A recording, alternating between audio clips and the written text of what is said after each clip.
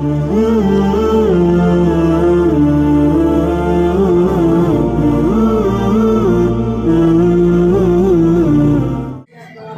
এই দিনী সভার সম্মানীয় ব্যবস্থাপক, সমুখস্থ উপবিষ্ট, সমবয়স্ক, বয়োজ্যেষ্ঠ ও বয়কনিষ্ঠ সম্মানীয় উপস্থিতি, পর্দার অন্তরালে সম্মানীয় উপস্থিতা, আমার আজকের বিষয়বস্তু তাওহীদ ও শিরক। বক্তৃতার প্রারম্ভে আপনারা সকলে অবগত আছেন যে the proud of the city of joy, কলকাতার গর্ব, ফজিলাতুল শেখ শামাইল নাদভী হাফেজাহুল্লাহ ওয়া বারাকা ফি হায়াতিহির একটা ডিবেট হয়েছিল জাবেদ আখতার সাহেবের সাথে। টপিক কী ছিল? Does god exist? ঈশ্বরের অস্তিত্ব আছে কি? ইলেকট্রনিক মিডিয়ায় ব্যাপকভাবে প্রচার করা হয়েছে, আপনারা দেখেছেন, এবং এটা প্রমাণিত হলো যে ঈশ্বরের অস্তিত্ব আছে। আলহামদুলিল্লাহ, আমাদের ধারণা এটা ছিল না যে একজন মুসলিম নামধারী কোনো ব্যক্তি আছেন যার বিশ্বাস যে আল্লাহ বলে কেউ নেই, অর্থাৎ তিনি হলেন একজন নাস্তিক। আমরা এই ডিবেট হওয়ার পর জানতে পারলাম জাবেদ আখতার স্যার একজন নাস্তিক। ইতিপূর্বে আপাতত আমি জানতাম না যে তিনি একজন নাস্তিক, এবং এটাও আমি জানতাম না যে কোনো মুসলিম নাস্তিক হয়, এটা আমি জানতাম না। যাক, আলহামদুলিল্লাহ, আল্লাহ তাআলা শামাইল নাদভী কলকাতার গর্ব, ওনার বাড়ি কলকাতায়, উনি প্রমাণ করে দিলেন বিশ্বের কাছে চোখে আঙ্গুল দিয়ে যে ঈশ্বর আছে। আর আমরা সেই ঈশ্বরকে আল্লাহ বলে চিনি, তিনি একক ও অদ্বিতীয়। আজকে আমার বিষয়বস্তু আত-তাওহীদ, অর্থাৎ একত্ববাদ। আত-তাওহীদ এটা হলো একটা মাসদার বা মূল ধাতু, এটা ওয়াহাদা ইউহিদু থেকে এসেছে। এর অর্থ হলো আল্লাহকে এক বলে মানা। তাহলে তাওহীদ এর অর্থ দাঁড়ালো সৃষ্টিকর্তা আল্লাহ তাআলা, যাকে গড বলা হয়, প্রকৃতপক্ষে তিনি কিন্তু গড নামে পরিচিতি নন, বরং তার নাম কি? আল্লাহ। তিনি তার নিজের পরিচয় সূরা ইখলাসে দিয়েছেন। যখন মক্কার মুশরিকরা আল্লাহ রাসূল সাল্লাল্লাহু আলাইহি ওয়াসাল্লামের কাছে এলেন, বললেন, ইয়া রাসূলুল্লাহ, ইনসাব লানা রাব্বাক, আপনি আপনার রবের বংশ পরিচয় বলুন তো। তখন আল্লাহ তাআলা সূরা ইখলাস অবতীর্ণ করলেন। বিসমিল্লাহির রহমানির রহিম, কুল হুয়াল্লাহু আহাদ। হে নবী মুহাম্মদ সাল্লাল্লাহু আলাইহি সাল্লাম, আপনি বলে দিন আল্লাহ তাআলা একক অদ্বিতীয়। আল্লাহুস সামাদ, তিনি অন্য নিরপেক্ষ, অমুখাপেক্ষীহীন। লাম ইয়ালিদ, তিনি জনক নন। অলাম ইউলাদ, তিনি জাতক নন। অলাম ইয়াকুল লাহু কুফুয়ান আহাদ, তার সমকক্ষ সমতুল্য কেউ নেই। এটা হলো সৃষ্টিকর্তা আল্লাহ রাব্বুল আলামিনের পরিচয়। তাহলে ওখানে যে গড শব্দ ব্যবহার করা হয়েছে, ডাজ গড এক্সিস্ট, আল্লাহ ঈশ্বরের অস্তিত্ব আছে কি? আমাদের ইসলামের এই গড শব্দটাতে অবজেকশন আছে, আপত্তি আছে। কেন আপত্তি আছে? God it is the singular word, এটা একটা একবচন শব্দ। The plural word of it goddess, এর বহুবচন হলো গডেস, মানে হলো অনেকগুলো আল্লাহ। তাহলে গড শব্দটা আল্লাহর জন্য ব্যবহার করা, এটা শরীয়তে আপত্তি আছে। বরং তিনি নিজেকে যেভাবে নিজের জন্য পরিচয় করিয়ে দিয়েছেন সেটা আমাদেরকে মানতে হবে। সেটা হলো আল্লাহু আহাদ, অর্থাৎ তিনি আমাদেরকে পরিচিত করিয়েছেন আল্লাহ শব্দ দিয়ে। এই জন্য আল্লাহ তাআলা এ বিশ্বের হযরত আদম থেকে নিয়ে আমাদের রসুল মুহাম্মদ সাল্লাল্লাহু আলাইহি সাল্লাম পর্যন্ত যত নবী এবং রসুল প্রেরণ করেছিলেন, আল্লাহ তাআলার কি উদ্দেশ্য ছিল?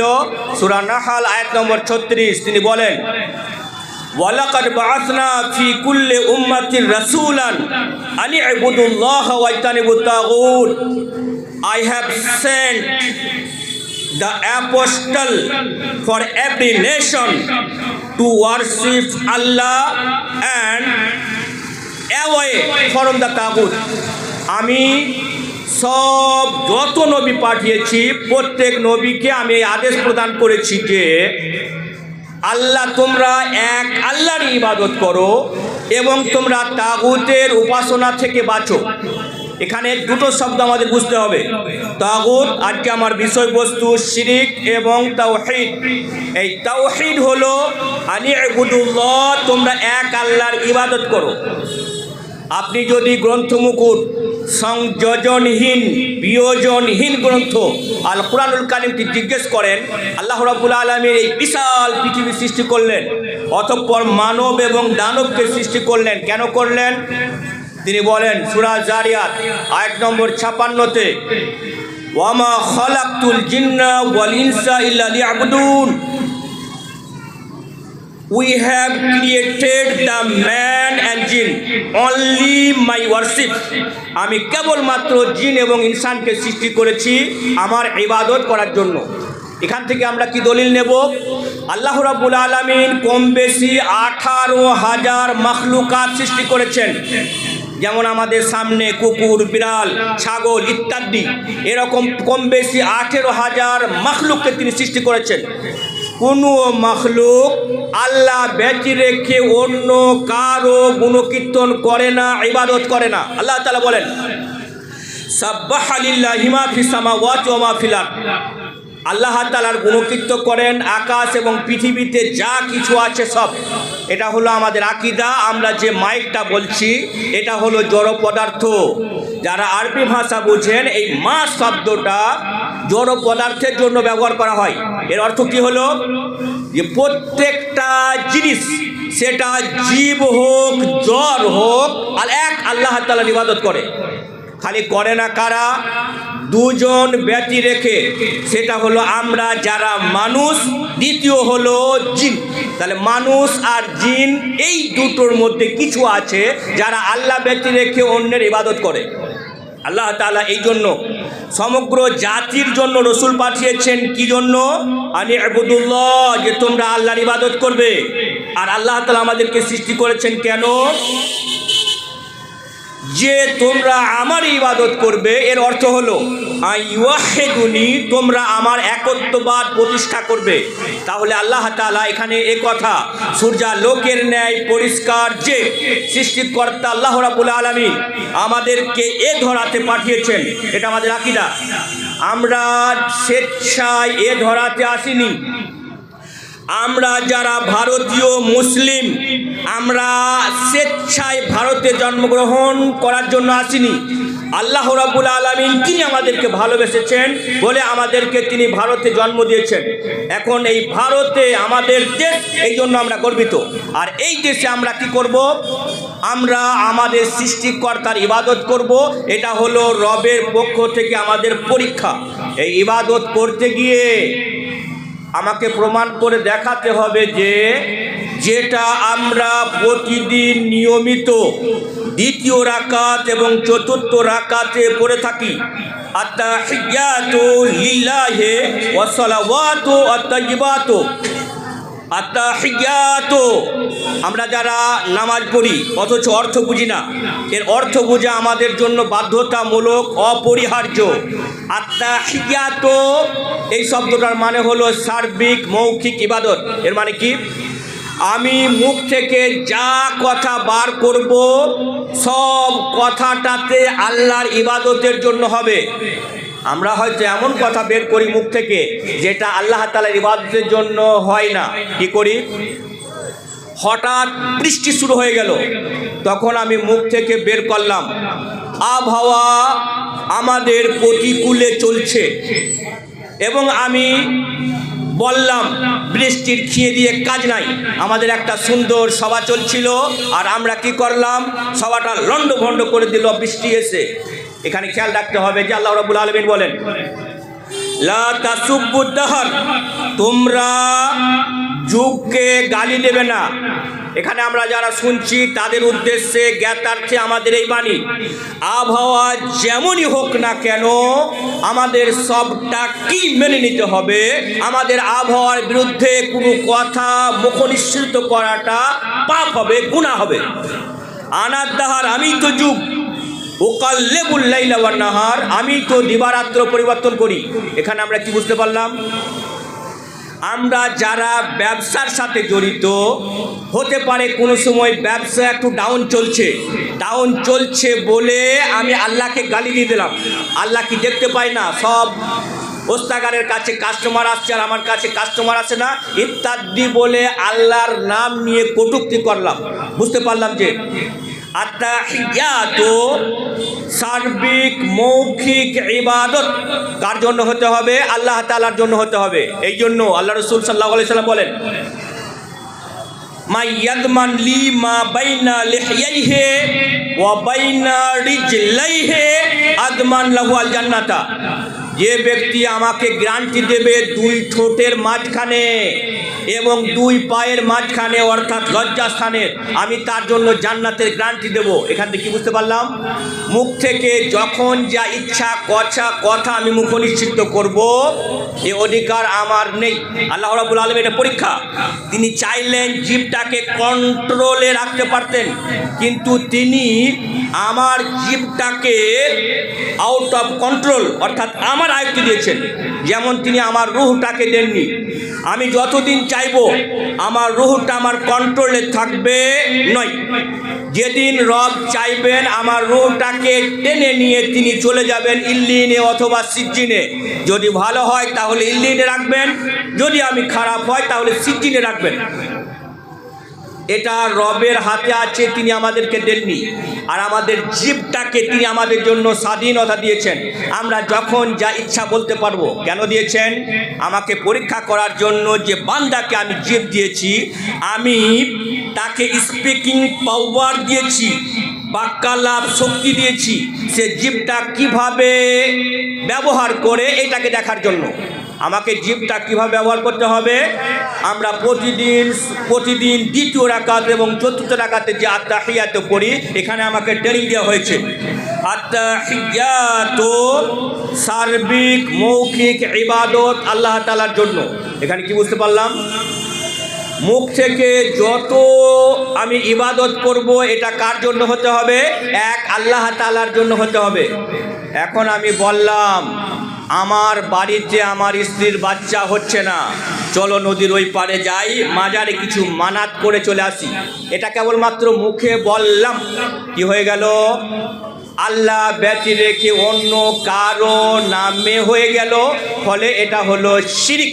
এ অনুমতি আমাকে দেওয়া হয়নি, বরং আল্লাহ রাব্বুল আলামিন আমাকে সৃষ্টি করেছেন যে আমি জীবনে সার্বিক ক্ষেত্রে, সেটা মৌখিক হোক, আত্তাহিয়াতু মৌখিক হোক, লিল্লাহি আল্লাহ তাআলার জন্য।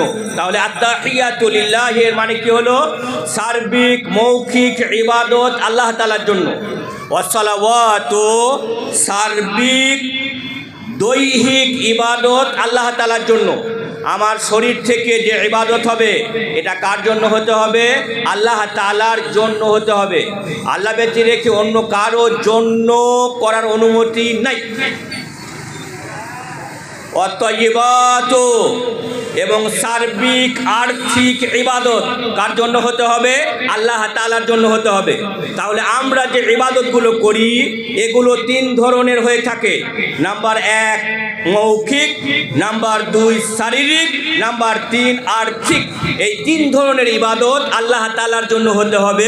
এই জন্য আমাদের রাসূল মুহাম্মদ সাল্লাল্লাহু আলাইহি সাল্লাম আমাদেরকে নির্দেশ প্রদান করেছেন, যখনই আমরা নামাজ পড়ব, দ্বিতীয় রাকাতে এবং চতুর্থ রাকাতে আত্তাহিয়াতু লিল্লাহি ওয়া সালাওয়াতু, অর্থাৎ আত্তাহিয়াতু পড়ব, অর্থাৎ এই কথা প্রমাণ করব যে আমার জীবনটা সব দিকটা আমি তাওহীদ প্রতিষ্ঠা করতে চাইছি, এক আল্লাহ তাআলার সন্তুষ্টি অর্জনের জন্য চাইছি।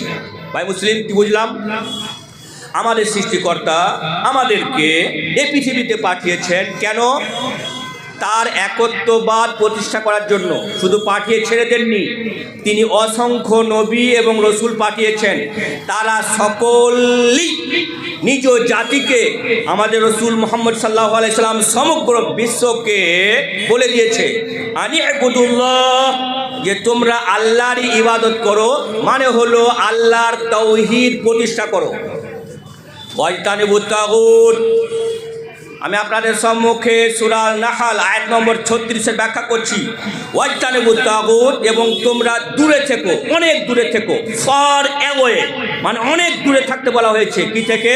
আর তাগুত, তাগুত থেকে। তাগুত কি?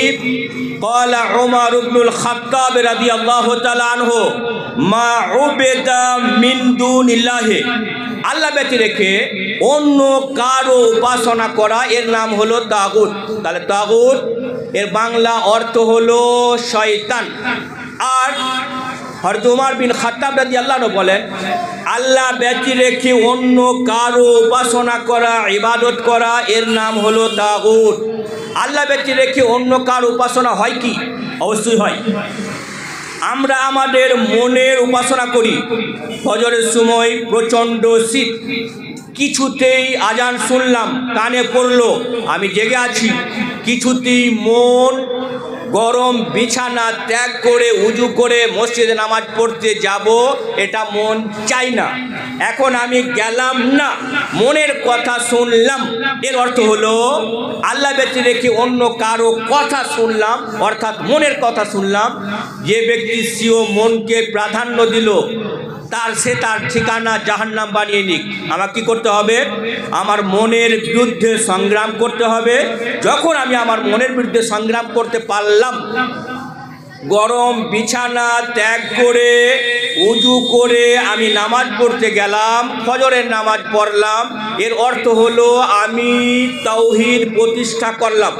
আর যদি আমি গেলাম না, এর অর্থ হলো আমি তাগুত, আল্লাহ ব্যতি রেখে অন্য কার উপাসনা, অর্থাৎ আমি মনের কথা মানলাম। মনের কথা মানলাম, এই জন্য আমাদেরকে সৃষ্টি করা হয়নি। যখন রব্বুল আলামিন আমাদেরকে যে পারপাসে, যে টার্গেটে, যে উদ্দেশ্যে সৃষ্টি করেছেন, সেই উদ্দেশ্য আমরা মানলাম না, এর অর্থ দাঁড়ালো যে আমরা রবের কথা মানলাম না। যখন রবের কথা মানলাম না, তখন রব আমাদের সাথে কি করবেন? তিনি আমাদের জন্য শাস্তিমূলক ব্যবস্থা করেছেন, তাকে তিনি কি করবেন? তাকে তিনি জাহান্নামে প্রবেশ করাবেন। এই জন্য ভাই মুসলিম, আমরা একথা আলোচনা করছি যে রব্বুল আলামিন এই বিশাল ভূমণ্ডল এবং নভমণ্ডল তদুভয়ের মধ্যস্থিত যাবতীয় বস্তু তিনি সৃষ্টি করেছেন।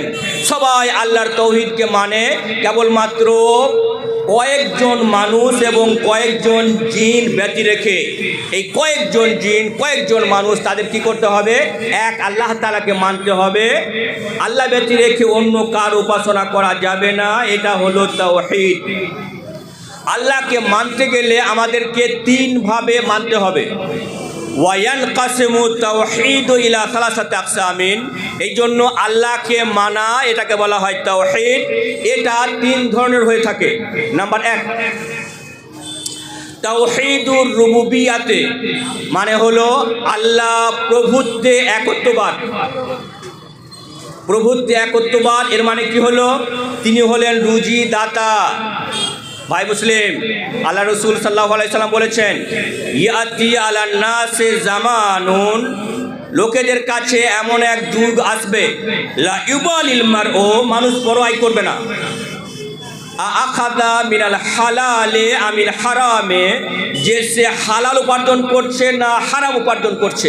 আমরা সেই যুগ সচক্ষে দেখতে পাচ্ছি। ভাই মুসলিম, আমাদের মাথায় এই কথা ভরে রাখি যে আমরা যে হালাল উপার্জন করছি এবং হালাল উপার্জন করছি, এই উপার্জনটা করছি কি জন্য? আমি আমার পরিবারকে এবং নিজের যাতে সংসার চলে, সেই জন্য। এখানে আমাদের মাথা থেকে রাখতে হবে যে আল্লাহ রাব্বুল আলামিন যখন আমাকে সৃষ্টি করেছেন, যখন আমি মাতৃগর্ভে 4 মাস বয়স ছিল আমার, রাব্বুল আলামিন একজন ফেরেশতা পাঠিয়ে আমি কি খাবো, দুনিয়াতে কদিন বাঁচবো, সব তিনি কি করেছেন? লিখে রেখেছেন। এই জন্য আমাদের খাদ্য দাতা হলেন আল্লাহ তাআলা, এ ব্যতি রেখে অন্য কেউ নেই, এটা আমাকে বিশ্বাস করতে হবে। যদি বিশ্বাস না করলাম তাহলে তাওহীদ মানা হলো না। আমার ব্যবসায় লস চলছে, আমি ভাবলাম যে হয়তো আমার পরিবারের লোকরা না খেয়ে মরবে, কখনোই না। যিনি সৃষ্টি করেছেন এটা তার ভাবনা, তার চিন্তা। আমাদের রাসূল মুহাম্মদ সাল্লাল্লাহু আলাইহি ওয়াসাল্লাম এই জন্য বলেছেন, ওয়ালাউ আন্নাকুম তাতাওয়াক্কালুনা আলাল্লাহি হাক্কা তাওয়াক্কুলিহি তাকদু খিমাসান ওয়া তারুহু বিতারান।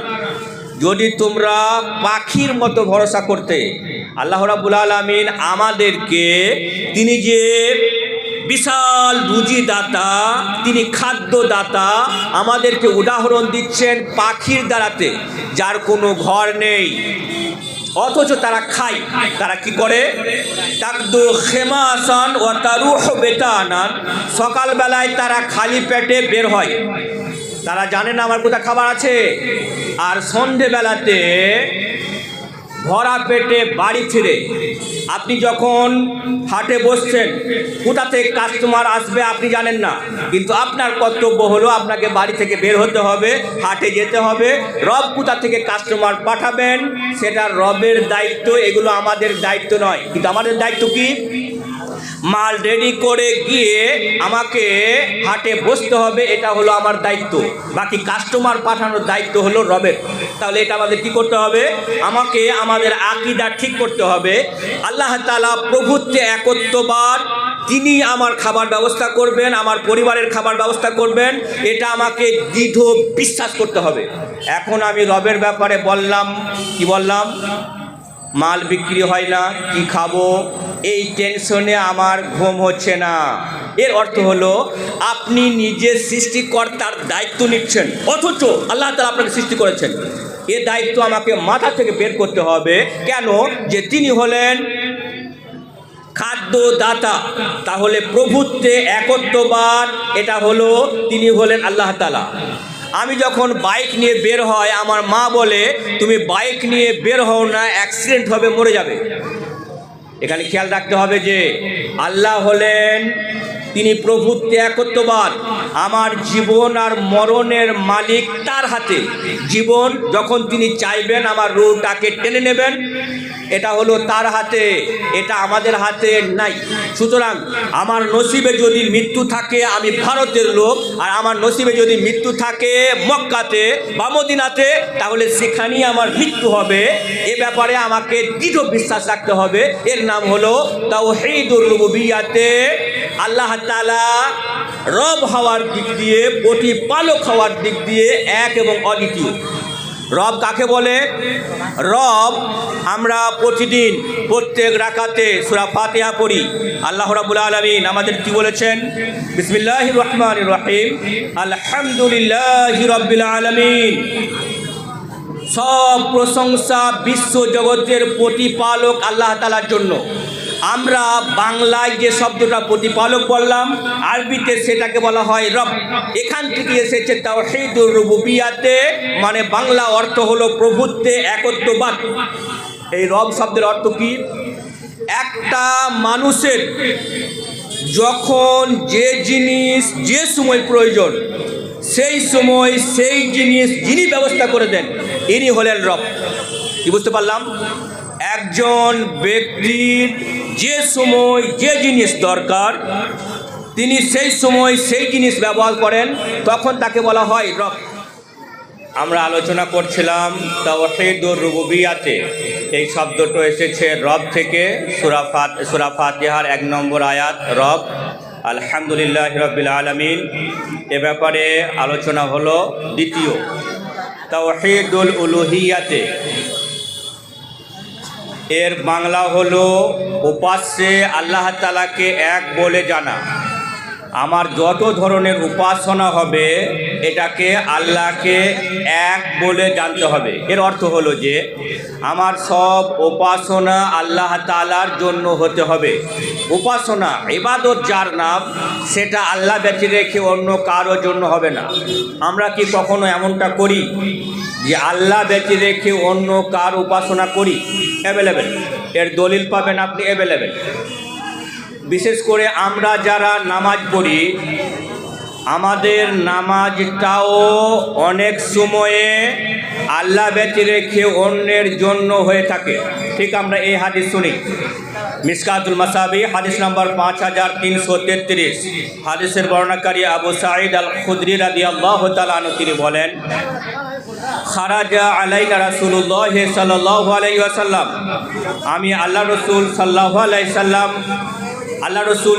আলাইহি সাল্লাম আমাদের কাছে বের হলেন। অকালা এবং বললেন, আলা উখবিরুকুম, আমি তোমাদেরকে কি বলে দেব না, মা হুয়া আখাফু আলাইকুম, যেটা আমি তোমাদের উপরে ভয় করি, মিন ফিতনাতিল মাসিহিদ দাজ্জাল, দাজ্জালের ফিতনার চাইতেও। আমরা যারা আমাদের শব্দ শুনছি, সামান্য দাজ্জালের ফিতনা সম্পর্কে আইডিয়া নিই। আমাদের রসুল মুহাম্মদ সাল্লাল্লাহু আলাইহি ওয়াসাল্লাম বলেছেন, যখনই আমরা নামাজ পড়ব, প্রত্যেক নামাজের শেষ রাকাতে দাজ্জালের ফিতনা থেকে আশ্রয় চাইব। আমরা বলি, আল্লাহুম্মা ইন্নী আউযু বিকা মিন ফিতনাতিল মাসিহিদ দাজ্জাল, হে আল্লাহ, আমি তোমার কাছে দাজ্জালের ফিতনা থেকে আশ্রয় চাইছি। এখন আল্লাহ রসুল সাল্লাল্লাহু আলাইহি ওয়াসাল্লাম আমাদের কাছে এলেন, আমরা তখন দাজ্জালের ফিতনার সম্পর্কে আলোচনা করছিলাম। তিনি বলেন, আমি কি তোমাদেরকে বলবো না যেটা আমি তোমাদের উপরে দাজ্জালের ফিতনার চাইতে বেশি ভয় করছি? কুলনা বালা, আমরা বললাম অবশ্যই আপনি বলবেন।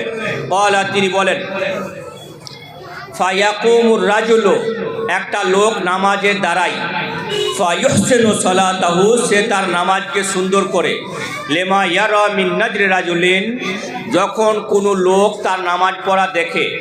যারা আমরা 5 ওয়াক্ত নামাজ পড়ি, মহিলা এবং পুরুষ নির্বিশেষে, তাদের জন্য এই হাদিস থেকে সবক নিতে হবে। আল্লাহ রসুল কি বললেন, একজন ব্যক্তি তার নামাজকে সুন্দর করে যখন সে বুঝতে পারে তার নামাজ পড়া কেউ দেখছে। এর মানে কি হলো, একজন ব্যক্তি একাকী নামাজ পড়ছিল, সেটা পুরুষ হতে পারে বা মহিলা হতে পারে, ঠিকমতো রুকু সাজদা করছিল না, অলসভাবে নামাজ পড়ছিল।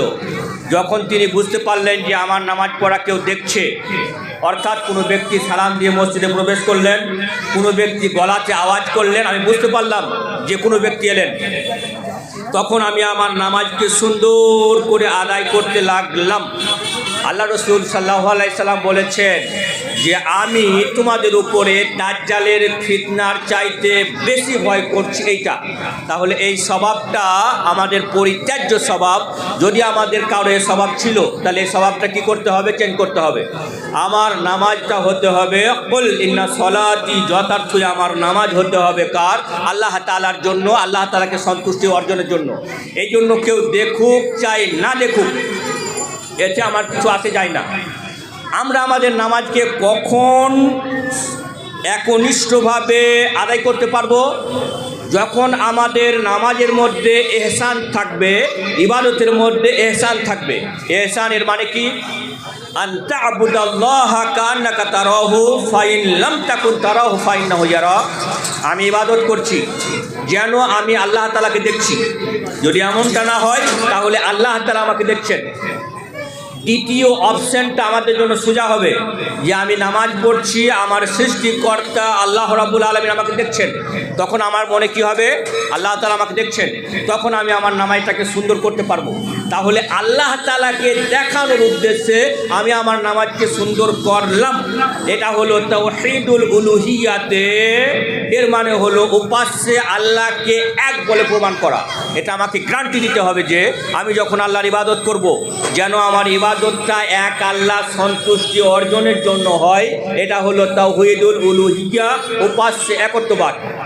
এই জন্য আমার বাড়িতে কোনো ভোজের ব্যবস্থা হয়েছে, আমি বাড়িতে একটা পার্টি দেব, একটা ছাগল কিনে আনলাম, অতঃপর ছাগলটা আমি জবাই করলাম। আমরা গোশত খাবো, ঠিক আছে, কিন্তু আমাদের উদ্দেশ্য কি হতে হবে? এটা আমি আল্লাহর নামে জবাই করলাম। যখন আল্লাহর নামে জবাই হলো, অথচ আমরা খেলাম, তাহলে সেটা কি হয়ে গেল? সেটাও তাওহীদুল উলুহিয়া, জবাই করা আল্লাহর নামে, এটা হলো একটা ইবাদত। সুতরাং সেটা তাওহীদুল উলুহিয়া, আল্লাহ তাআলা উপাস্যে একত্ববাদ, এ কথাটা প্রমাণ হলো। আল্লাহ রাব্বুল আলামিন আমাদেরকে এই জন্য সৃষ্টি করেছেন।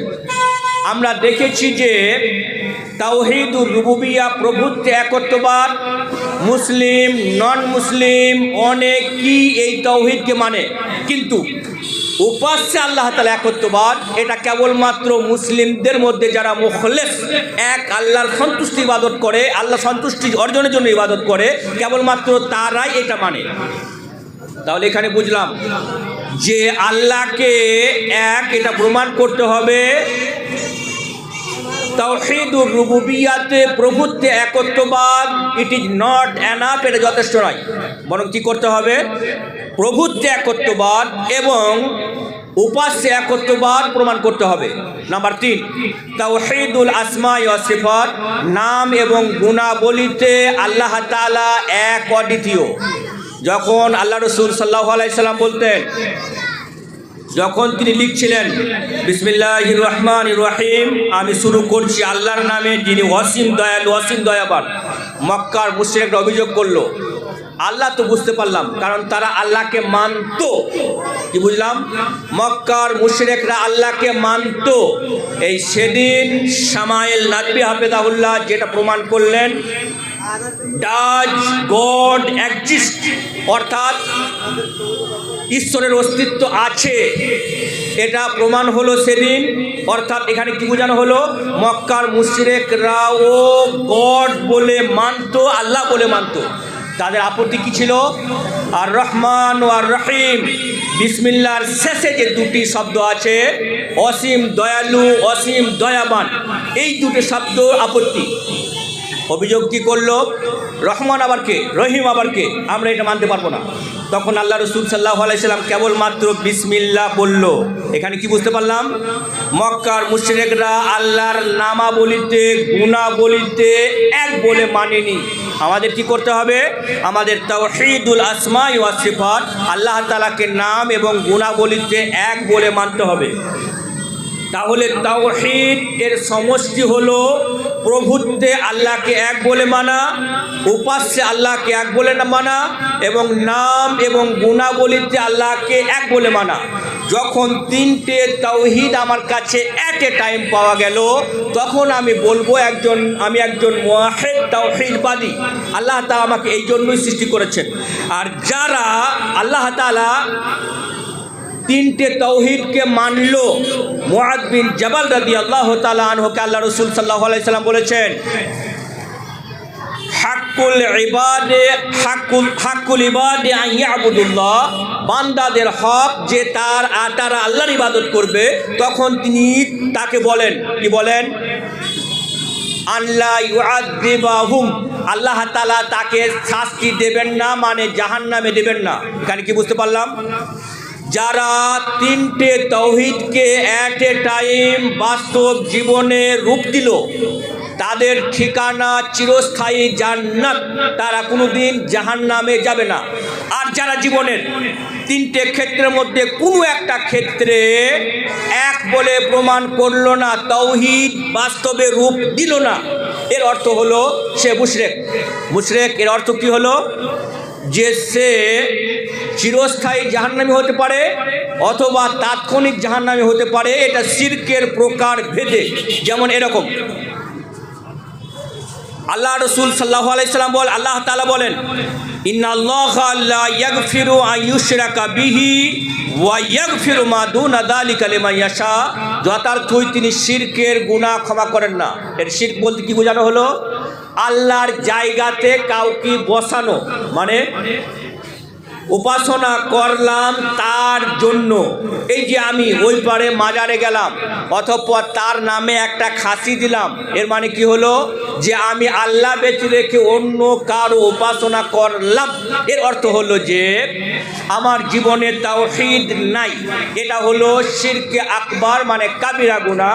আর যারা কাবিরা শিরিক করবে, বড় শিরিক করবে, তাদের জন্য জান্নাত হারাম। আল্লাহ তাআলা সূরা মায়েদা আয়াত নম্বর 72 বলেন, ইন্নাহু মান ইউশরিক বিল্লাহি, অবশ্যই যারা শিরিক করলো। এখানে শিরিক করলো বলতে কোন শিরিক বোঝানো হয়েছে? শিরকে আকবার করলো, বড় শিরিক করলো। হারামাল্লাহু আলাইহিল জান্নাহ, আল্লাহ তাআলা তার জন্য জান্নাত হারাম করেছেন। কি বুঝলাম? আমি নামাজ পড়ি, রোজা রাখি, হজ করি, যাকাত দিই, সব কাজ করি, কিন্তু আমি মাঝে মাঝে আল্লাহ ব্যতীত রেখে অন্য কারোর নামে কোনো ইবাদত করলাম, এর অর্থ হলো আমি মুশরিক, বড় শিরিক করলাম। আমার নামাজ আমাকে জান্নাতে নিয়ে যাবে না, আমার অন্যান্য ইবাদত আমাকে জান্নাতে নিয়ে যাবে না। কেন নিয়ে যাবে না? শিরিক করলাম এর অর্থ হলো যে আমি যত ইবাদত করেছিলাম সব ইবাদতগুলো ক্যান্সেল হয়ে গেল। আল্লাহ তাআলা সূরা জুমার আয়াত নম্বর 65-তে বলেন, ওয়ালাকাদ উহিয়া ইলাইকা ওয়া ইলাল্লাযিনা মিন ক্বাবলিক, হে নবী মুহাম্মদ সাল্লাল্লাহু আলাইহি সাল্লাম, আপনার কাছে প্রত্যাদেশ করা হয়েছে, ওয়া ইলাল্লাযিনা মিন ক্বাবলিক, এবং আপনার পূর্বেও প্রত্যাদেশ করা হয়েছিল, লাইন আশরাকতা লা ইয়াহবাতান্না আমালুক, যদি তুমি শিরিক করো তোমার আমল সব বাতিল হবে। কাকে বলছেন? আল্লাহ তাআলা তার রসুল মুহাম্মদ সাল্লাল্লাহু আলাইহি সাল্লামকে বলছেন। তিনি কেমন?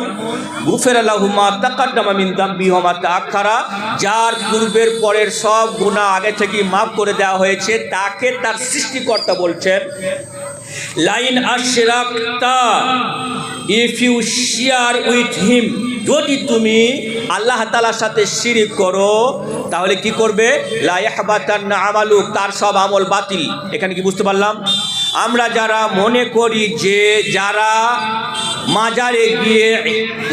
মাজারে গিয়ে সাজদা করে, মাজারে গিয়ে কিছু চাই, অথচ তারা নামাজ পড়ে, অথচ তারা রোজা রাখে, অথচ তাদেরকে আমরা মুসলিম বলে জানি, আল্লাহ তাআলার নিকটে তারা শিরকে আকবার করলো, কাবিরা গুনাহ করলো, ফলে তার জীবনের যত নেকি করেছিল সব নেকি বাতিল হয়ে গেল। কেন? এই বড় শিরিক করার জন্য। এই জন্য ইন্নাহু মাই ইউশরিক বিল্লাহি, যে ব্যক্তি আল্লাহর সাথে শিরিক করলো মানে বড় শিরিক করলো, হারামাল্লাহু আলাইহিল জান্নাহ, তার জন্য জান্নাত তিনি হারাম করেছেন, মাওয়াহুন নার, তার ঠিকানা চিরস্থায়ী জাহান্নাম, ওয়া মা লিয-যালিমিনা মিন আনসার, আনসারদের অর্থাৎ তার অত্যাচারীদের জন্য কোনো সাহায্যকারী নাই। এর মানে হলো যে ব্যক্তি তাওহীদকে মানল না, সৃষ্টিকর্তা আল্লাহর নিকটে সে অত্যাচারী, আমরা যেটাকে বুঝি মুশরিক বলে, তার জন্য জান্নাত হারাম, জাহান্নাম, জান্নাত হারাম, তার ঠিকানা চিরস্থায়ী জাহান্নাম। ভাই মুসলিম, আমি আমার বক্তৃতায় কি বোঝাতে চাইলাম? যদি আমরা আমাদের জীবনের সব ক্ষেত্রে 3 ধরনের তাওহীদ, প্রভুত্বে আল্লাহ এক, উপাস্যে আল্লাহ এক, নাম এবং গুণাবলীতে আল্লাহ এক প্রমাণ করতে পারলাম, আমার ঠিকানা জান্নাত। যদি পারলাম না তাহলে জাহান্নাম। অবশ্যই রবের কাছে প্রার্থনা করি, প্রভু দয়াময়, তুমি আমাদের সকলকে জীবনের প্রতিটা ক্ষেত্রে তাওহীদ, একত্ববাদ প্রতিষ্ঠা করার তৌফিক দিও, আমিন। প্রভু দয়াময়, তুমি আমাদের জীবনের সব ক্ষেত্রে সব ধরনের শিরক থেকে, ছোট শিরক এবং বড় শিরক, সব ধরনের শিরক থেকে তুমি আমাদেরকে বেঁচে থাকার তৌফিক দিও, আমিন। প্রভু দয়াময়, তুমি আমাদের সকলকে ইসলামের প্রত্যেকটা নিয়মকে সঠিকভাবে মেনে চলার তৌফিক দিও, আমিন। প্রভু দয়াময়, তুমি বিশ্ব মুসলিমকে হেফাজত করো, বিশেষ করে ভারতীয় মুসলিমকে তুমি হেফাজত করো, আমিন। ওয়া আখিরু দাওয়ানা আলহামদুলিল্লাহি রাব্বিল আলামিন ওয়া সাল্লাল্লাহু আলা নাবিয়্যিনা মুহাম্মদ ওয়া আলা আলিহি ওয়া আসহাবিহি আজমাইন। আসসালামু আলাইকুম ওয়া রাহমাতুল্লাহি ওয়া বারাকাতুহু।